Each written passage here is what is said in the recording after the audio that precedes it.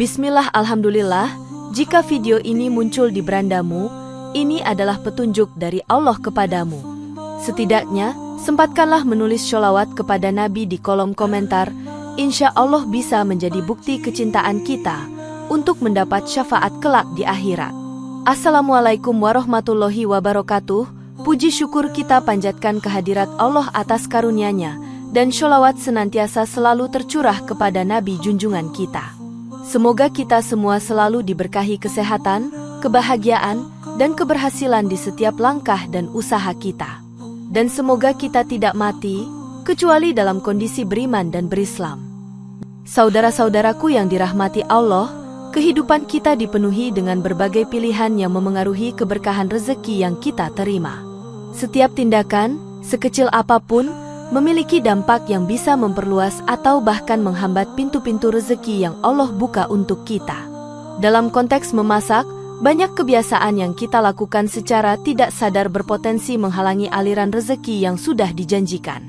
Menyadari dan memperbaiki kebiasaan-kebiasaan ini adalah langkah penting untuk meraih kehidupan yang lebih berkah dan harmonis. Inilah 10 kebiasaan memasak yang menghambat rezeki menurut tradisi dan spiritualitas Islam. Pertama, tidak memperhatikan kebersihan saat memasak. Kebersihan adalah salah satu aspek fundamental dalam memasak yang sering kali diabaikan. Dalam Islam, menjaga kebersihan merupakan bagian dari iman, seperti dinyatakan dalam hadits. Kebersihan itu sebagian dari iman. Hadits riwayat Muslim. Ketika dapur tidak bersih, makanan yang disiapkan dapat terkontaminasi oleh kuman dan bakteri. Allah juga menegaskan dalam Al-Quran, sesungguhnya Allah mencintai orang-orang yang bertaubat dan mencintai orang-orang yang menyucikan diri. Quran Surat Al-Baqarah ayat 222. Lingkungan yang kotor dapat menyebabkan penyebaran penyakit yang dapat mengganggu kesehatan anggota keluarga. Ketika kesehatan terganggu, produktivitas juga akan menurun, dan hal ini dapat menghambat rezeki. Imam Ghazali mengingatkan bahwa kesucian lahir dan batin harus diperhatikan, karena kebersihan adalah jalan menuju kedekatan dengan Allah. Dengan menjaga kebersihan, kita tidak hanya menjaga kesehatan fisik tetapi juga mendekatkan diri kepada Allah. Kebersihan juga menciptakan suasana yang nyaman dan harmonis saat memasak. Sehingga, kebiasaan memasak di lingkungan yang bersih menjadi syarat utama untuk mendapatkan berkah dari makanan yang diolah. Memasak di tempat yang kotor dapat menyebabkan kekacauan dan stres, yang juga berdampak negatif pada hasil masakan. Dalam konteks spiritual, lingkungan yang bersih memfasilitasi pikiran yang jernih dan hati yang tenang. Oleh karena itu, mengutamakan kebersihan saat memasak bukan hanya masalah kesehatan tetapi juga spiritual. Kebersihan mencerminkan rasa syukur kita terhadap nikmat makanan yang Allah berikan. Dalam tradisi Islam, membersihkan tempat memasak adalah bentuk menghormati berkah yang ada. Dengan menjaga kebersihan, kita menegaskan komitmen untuk mengolah makanan dengan cara yang baik dan benar. Mengabaikan kebersihan, di sisi lain, menunjukkan ketidakpedulian terhadap berkah yang Allah berikan. Hal ini menegaskan pentingnya membangun kebiasaan baik dalam memasak. Ketika kebersihan diperhatikan, rezeki akan lebih mudah mengalir. Oleh karena itu, mari kita jadikan kebersihan sebagai kebiasaan dalam setiap proses memasak. Kedua, membuang makanan yang layak konsumsi. Membuang makanan yang masih layak konsumsi adalah tindakan yang sangat disayangkan. Dalam Al-Quran, Allah mengingatkan kita, makan dan minumlah, tetapi jangan berlebih-lebihan. Sesungguhnya Allah tidak menyukai orang-orang yang berlebihan. Quran Surat Al-Araf ayat 31. Pemborosan makanan tidak hanya merugikan kita secara finansial tetapi juga menyalahi prinsip syukur. Hadits Rasulullah juga menegaskan bahwa sesungguhnya Rasulullah melarang untuk memubazirkan makanan dan minuman. Hadits riwayat Bukhari. Mengabaikan nilai makanan dapat menciptakan budaya ketidakpedulian terhadap sesama, terutama yang kurang mampu. Dalam pandangan Imam Ghazali, segala sesuatu yang kita buang secara sia-sia adalah bukti bahwa kita tidak menghargai berkah yang diberikan. Makanan yang dibuang bisa jadi merupakan hasil dari usaha keras petani dan produsen. Dengan menyia-nyiakan makanan, kita juga menyia-nyiakan rezeki yang telah Allah anugerahkan. Dalam kehidupan sehari-hari, kita harus berupaya untuk mengelola makanan dengan bijaksana. Menyimpan makanan dengan baik dan mengolahnya kembali bisa menjadi solusi untuk mengurangi limbah. Hal ini bukan hanya berdampak pada rezeki pribadi tetapi juga pada lingkungan sekitar kita. Pendekatan ini menciptakan ekosistem yang saling menghormati antara manusia dan alam. Dalam konteks spiritual, tindakan ini menunjukkan rasa syukur kita atas segala nikmat yang diterima. Menjaga makanan dengan baik juga menciptakan hubungan yang lebih baik dengan sumber makanan kita. Selain itu, mengurangi limbah makanan berkontribusi pada keberlanjutan lingkungan. Dalam konteks ekonomi, pemborosan makanan berkontribusi pada masalah kelaparan global. Dengan cara ini, kita tidak hanya menjaga rezeki pribadi tetapi juga berkontribusi pada kesejahteraan masyarakat. Oleh karena itu, penting bagi kita untuk menyadari dampak dari membuang makanan. Mari kita badayakan sikap menghargai setiap suapan yang kita terima. Tindakan sederhana ini dapat membawa dampak besar bagi keberkahan hidup kita. Ketiga, tidak bersyukur atas makanan yang dimasak. Rasa syukur adalah salah satu prinsip utama dalam hidup yang sering diabaikan. Dalam Al-Quran, Allah berfirman, "Jika kamu bersyukur, maka aku akan menambah nikmat kepadamu." Quran Surat Ibrahim ayat 7. Ketidakbersyukuran atas nikmat makanan yang ada dapat mengakibatkan berkurangnya keberkahan. Hadits Rasulullah menyatakan, barang siapa tidak bersyukur atas yang sedikit, maka ia tidak akan bersyukur atas yang banyak. Hadits riwayat Ahmad. Ketika kita mengabaikan rasa syukur, kita membuka pintu bagi ketidakpuasan yang berkepanjangan. Sufi Jalaluddin Rumi mengingatkan bahwa setiap butir makanan yang kita suapkan adalah rahmat Tuhan. Mensyukuri rahmat ini adalah kansai, kebahagiaan dan kelancaran rezeki. Rasa syukur juga menciptakan energi positif di dalam rumah yang mendatangkan ketenangan dan keharmonisan. Dengan bersyukur, kita menyadari bahwa makanan bukan sekadar materi, tetapi juga berkah spiritual. Melakukan doa sebelum dan setelah makan adalah bentuk penghargaan kita terhadap nikmat yang diberikan. Dalam pengalaman sehari-hari, seringkali kita menganggap remeh makanan yang ada di depan kita. Kebiasaan ini dapat mengurangi kepekaan kita terhadap berkah yang lebih besar dalam hidup. Dalam konteks sosial, berbagi rasa syukur dengan orang lain dapat menciptakan ikatan yang lebih kuat di antara kita. Hal ini juga meningkatkan rasa kepedulian kita terhadap sesama yang kurang beruntung. Menyadari nilai dari makanan dapat menumbuhkan rasa cinta dan kasih sayang dalam keluarga. Oleh karena itu, bersyukur bukan hanya untuk diri sendiri tetapi juga untuk memperkuat hubungan dengan orang lain. Keterampilan untuk bersyukur dapat dilatih dengan cara sederhana, seperti mengingat asal-usul makanan. Dengan mengingat bagaimana makanan sampai ke meja kita dapat lebih menghargai setiap suapan. Mari kita jadikan rasa syukur sebagai kebiasaan yang tidak terpisahkan dari proses memasak. Dengan cara ini, rezeki akan terus mengalir dan berkah akan hadir dalam setiap aspek kehidupan kita. Keempat, memasak dengan niat yang tidak baik. Niat adalah inti dari setiap amal yang kita lakukan, termasuk memasak. Al-Quran mengingatkan kita, dan tidaklah mereka diperintahkan kecuali untuk menyembah Allah dengan ikhlas menjalankan agama. Quran Surat Al-Bayyinah ayat 5. Memasak dengan niat yang tidak baik dapat merusak kualitas makanan dan keberkahannya.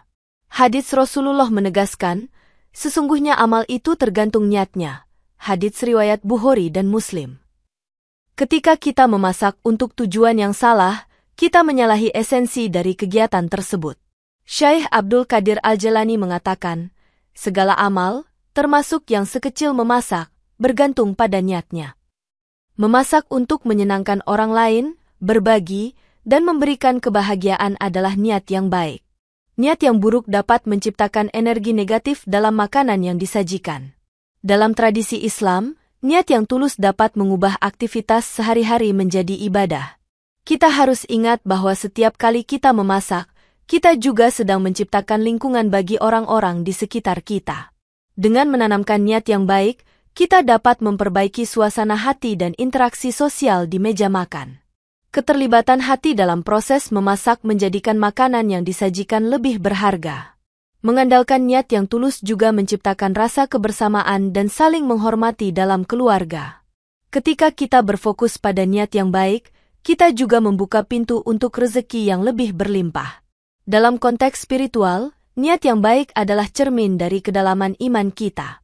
Oleh karena itu, selalu awali proses memasak dengan merenungkan tujuan dan niat kita.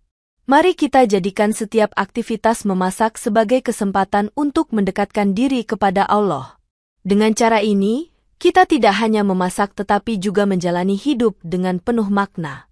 Memasak dengan niat baik adalah investasi spiritual yang akan membuahkan hasil dalam bentuk keberkahan. Dengan demikian, setiap suapan akan terasa lebih bermakna dan kaya akan energi positif. Kelima, tidak menghormati waktu saat memasak. Waktu adalah nikmat yang sangat berharga yang seringkali kita abaikan. Dalam Al-Quran, Allah berfirman, "Demi masa, sesungguhnya manusia berada dalam kerugian." Quran Surat Al-Asr ayat 1-2. Menghormati waktu saat memasak bukan hanya tentang efisiensi, tetapi juga tentang menghargai kesempatan yang diberikan. Hadits Nabi mengingatkan kita bahwa tidak akan bergeser kaki seorang hamba pada hari kiamat sampai ia ditanya tentang umurnya, untuk apa ia habiskan. Hadits riwayat Tirmidzi. Memasak dengan terburu-buru dapat menyebabkan hasil yang kurang maksimal dan mengurangi rasa. Selain itu, ketidakdisiplinan waktu dapat menciptakan suasana yang tidak nyaman di dapur. Imam Al-Ghazali menegaskan bahwa setiap waktu yang berlalu harus dipenuhi dengan perbuatan yang memiliki tujuan dan hikmah, termasuk dalam urusan duniawi seperti memasak. Dengan menghormati waktu, kita juga memberi diri kita kesempatan untuk menciptakan hidangan yang lebih baik. Ketika kita berfokus pada waktu, kita dapat lebih siap menghadapi tantangan saat memasak. Proses memasak yang terburu-buru bisa menyebabkan kecelakaan di dapur yang berbahaya. Dalam kehidupan sehari-hari, menghargai waktu dapat memperbaiki manajemen tugas dan komitmen keluarga. Sufi menekankan pentingnya ketenangan dalam setiap aktivitas, termasuk saat memasak. Dengan demikian, memasak dapat menjadi pengalaman yang menyenangkan dan menenangkan. Dalam konteks spiritual, setiap detik yang kita habiskan dengan penuh kesadaran adalah bentuk ibadah. Waktu yang dihabiskan untuk memasak dengan baik akan berkontribusi pada keberkahan dan rezeki. Mari kita gunakan waktu dengan bijaksana dalam proses memasak agar hasilnya maksimal. Menyediakan waktu untuk merencanakan dan menyiapkan bahan akan mengurangi stres di dapur. Dengan cara ini, kita bisa menyajikan hidangan dengan penuh cinta dan perhatian. Menghormati waktu adalah cara kita menghargai diri sendiri dan orang-orang yang kita cintai. Ketika waktu dihargai, rezeki akan datang dengan cara yang tidak terduga. Keenam, menggunakan bahan makanan yang haram atau subhat. Menggunakan bahan makanan yang tidak sesuai dengan syariat adalah pelanggaran serius. Dalam Al-Quran, Allah mengingatkan kita, "Wahai sekalian manusia, makanlah yang halal lagi baik dari apa yang terdapat di bumi." Quran Surat Al-Baqarah ayat 168. Bahan makanan yang haram atau subhat dapat membawa dampak negatif pada kesehatan spiritual dan fisik. Rasulullah juga menegaskan bahwa setiap daging yang tumbuh dari yang haram, maka neraka lebih utama baginya. Hadits riwayat Tirmidzi. Ketika kita mengabaikan aturan ini, kita membuka pintu bagi berbagai masalah dalam hidup. Imam Nawawi mengingatkan kita bahwa makanan yang berasal dari sumber yang haram tidak hanya mengotori tubuh, tetapi juga menjauhkan dari rezeki yang baik. Memilih bahan makanan yang halal adalah bentuk penghargaan kita terhadap rezeki yang diberikan Allah. Hal ini juga mencerminkan komitmen kita untuk menjalani hidup yang sesuai dengan ajarannya. Menggunakan bahan yang baik dan halal juga meningkatkan kualitas makanan yang dihasilkan. Dalam praktik sehari-hari, kita harus lebih cermat dalam memilih bahan untuk memastikan halal dan berkah. Mengabaikan aspek ini dapat berakibat pada hilangnya keberkahan dalam hidup dan usaha kita. Ketika makanan kita baik, hati dan jiwa kita pun akan merasakan ketenangan dan kebahagiaan. Sufi mengajarkan bahwa apa yang kita konsumsi memiliki dampak langsung pada jiwa kita. Oleh karena itu, memilih bahan makanan yang halal bukan hanya kewajiban, tetapi juga investasi spiritual. Kita juga harus mengingat bahwa setiap suapan yang tidak halal bisa mengakibatkan jauh dari keberkahan. Mematuhi prinsip ini adalah bentuk ketaatan kita kepada Allah dan merupakan cara untuk mendekatkan diri kepadanya.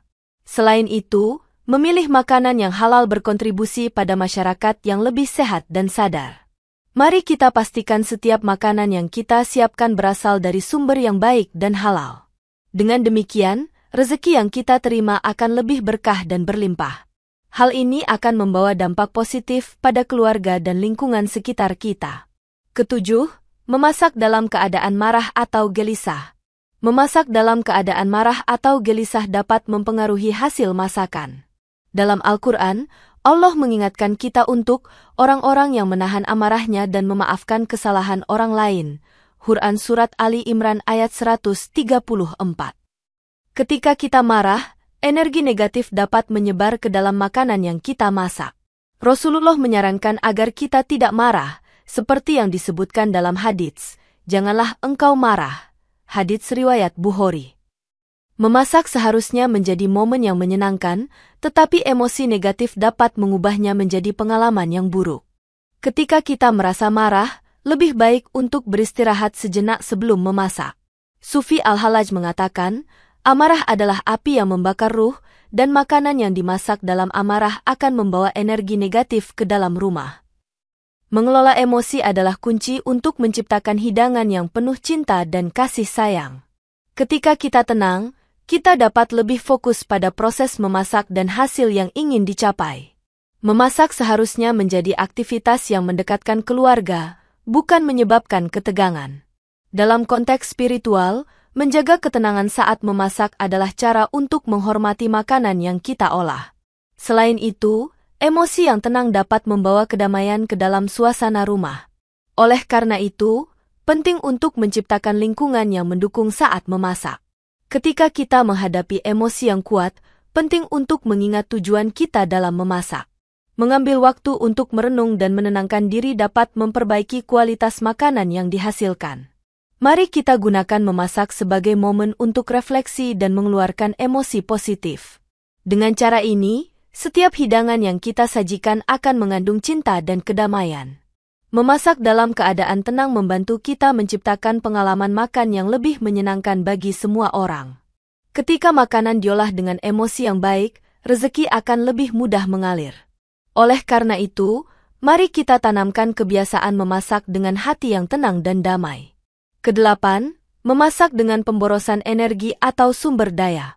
Pemborosan adalah salah satu kebiasaan yang harus dihindari dalam memasak. Dalam Al-Quran, Allah berfirman, sesungguhnya orang-orang yang mubazir adalah saudara-saudara setan. Quran Surat Al-Isra ayat 27. Menggunakan energi dan sumber daya secara berlebihan bukan hanya tidak efisien, tetapi juga merugikan lingkungan. Rasulullah mengingatkan kita bahwa sesungguhnya Allah tidak menyukai orang-orang yang berlebih-lebihan. Hadits riwayat An-Nasai. Dalam memasak, penting untuk menggunakan sumber daya dengan bijaksana agar tidak terbuang sia-sia. Penggunaan energi yang efisien dapat mengurangi biaya dan mempengaruhi rezeki secara positif. Ibn Qayyim Al-Jauziyah menyatakan, pemborosan adalah perbuatan yang merusak rezeki. Memasak dengan bijak berarti mempertimbangkan jumlah bahan yang digunakan dan cara pengolahannya. Dengan cara ini, kita juga dapat menjaga lingkungan dan meminimalkan dampak negatif. Dalam konteks spiritual, mengelola sumber daya dengan baik mencerminkan rasa syukur kita kepada Allah. Ketika kita memperhatikan pemborosan, kita membuka jalan untuk lebih banyak berkah dalam hidup kita. Memasak dengan efisien juga membantu kita mengajarkan nilai-nilai ini kepada generasi mendatang. Ketika kita mengelola sumber daya dengan bijaksana, kita juga meningkatkan hubungan kita dengan sesama. Dalam praktik sehari-hari, kita dapat mengembangkan kebiasaan baik seperti memanfaatkan sisa makanan. Dengan memanfaatkan kembali bahan yang ada, kita mengurangi limbah dan menghargai setiap sumber daya. Mari kita tanamkan kesadaran untuk memasak dengan hemat dan efisien. Dengan cara ini, setiap makanan yang dihasilkan akan lebih bernilai dan berarti. Memasak dengan cara yang berkelanjutan adalah langkah kecil menuju perubahan besar. Ketika kita menghindari pemborosan, rezeki akan lebih mudah mengalir ke dalam hidup kita. Oleh karena itu, penting untuk menjaga keseimbangan dalam penggunaan sumber daya saat memasak. Kesembilan, tidak membagikan makanan kepada orang lain. Membagikan makanan adalah salah satu tindakan mulia dalam tradisi Islam. Dalam Al-Quran, Allah berfirman, dan mereka memberikan makanan yang disukainya kepada orang miskin, anak yatim, dan orang yang ditawan. Quran Surat Al-Insan ayat 8.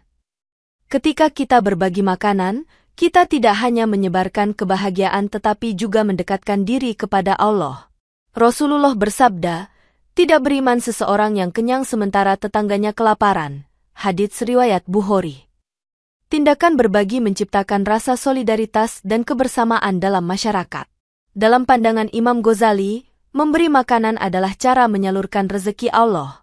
Dengan berbagi, kita membuka pintu untuk mendapatkan lebih banyak rezeki dalam hidup kita.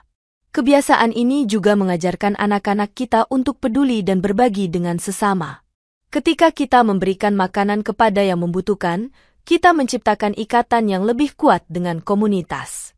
Hal ini juga memberikan contoh yang baik tentang pentingnya empati dan kasih sayang.